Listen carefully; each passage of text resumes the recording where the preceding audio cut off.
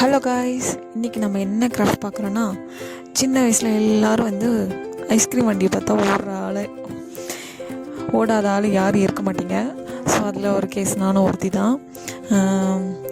எங்கள் வீட்டிலெல்லாம் வந்து சைக்கிளில் கொண்டு வருவாங்க ஐஸ் வண்டி. ஸோ அப்போ அந்த ஐஸ்கிரீமெல்லாம் சாப்பிட்டு அந்த குச்சி கொஞ்சம் கலெக்ட் பண்ணுற பழக்கம் இருக்குது. அதை வச்சு நாங்கள் சும்மா விளையாண்டுருப்போம். ஸோ அதை வச்சு நம்ம இப்போ ஒரு வால் டெக்கரேஷன், கார்டன் டெக்கரேஷன் அந்த மாதிரி க்யூட்டாக ட்ரை பண்ணுவோம். ஸோ நான் என்ன பண்ணியிருக்கேன், ஒரு 7 பீஸ் மாதிரி எடுத்துகிட்டு அதை க்ளூ போட்டு இந்த மாதிரி பேஸ்ட் பண்ணி வச்சுக்கோங்க. ஸோ இது நான் வந்து என்னோடய மெயின் டோரில் வந்து டெக்கோர் பண்ணுறதுக்காக தான் ட்ரை பண்ணியிருக்கேன்.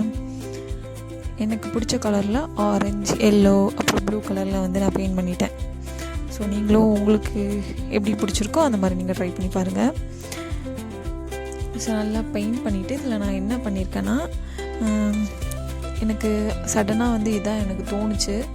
ஹோம் ஸ்வீட் ஹோம்னு சொல்லிட்டு எழுதிட்டு இந்த வேர்ட்ஸ் மட்டும் எழுதினேன். ஸோ வீட்டில் வந்து என்ட்ரு ஆகும்போது கொஞ்சம் பார்க்க நல்லாயிருக்கும்ல. ஸோ அதனால தான் இந்த ஐடியா எனக்கு தோணுனால இது ஓகே பண்ணிட்டேன் நானே.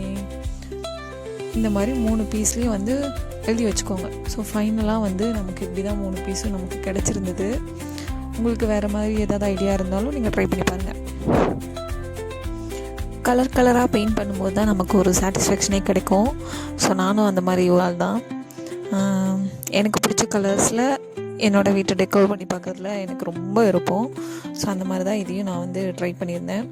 கொஞ்சம் ஸ்லோ மோஷனில் வச்சு பார்த்தேன் எப்படி இருக்குது அப்படின்னு சொல்லிட்டு. நல்லா தான் இருக்குது பார்க்கும்போது. ஸோ இந்த மாதிரி 3 பீஸ் வந்து நான் ரெடி பண்ணி வச்சுட்டேன்.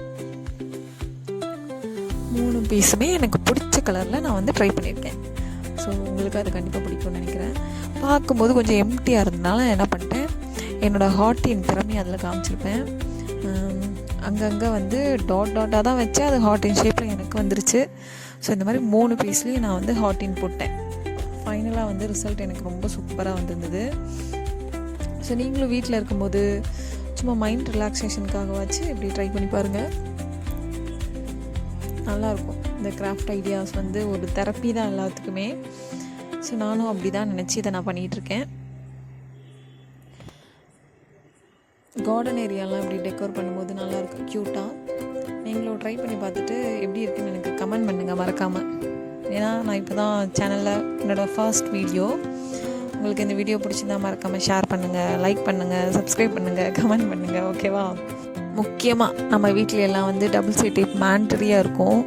ஸோ அதுதான் நமக்கு முக்கியம் ஃபைனல் ரிசல்ட்டுக்கு. நான் டபுள் சைட் டேப்பை வச்சு நான் என்ன பண்ணிட்டேன்னா, இதுக்கு பேக் சைடில் வந்து பேஸ்ட் பண்ணிட்டு நான் என்னோடய மெயின் டோரில் வந்து ஃபிக்ஸ் பண்ணிட்டேன்.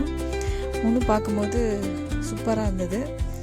ஸோ நீங்களும் ட்ரை பண்ணி பார்த்துட்டு எப்படி இருக்குதுன்னு சொல்லுங்கள். ஸோ ஃபைனல் ரிசல்ட் எனக்கு இந்த மாதிரி தான் வந்திருந்தது. ஏன்னா என்னோடய மெயின் டோர் வந்து கொஞ்சம் பழசு தான். ஸோ வாடகைக்கு இருக்க வீடு.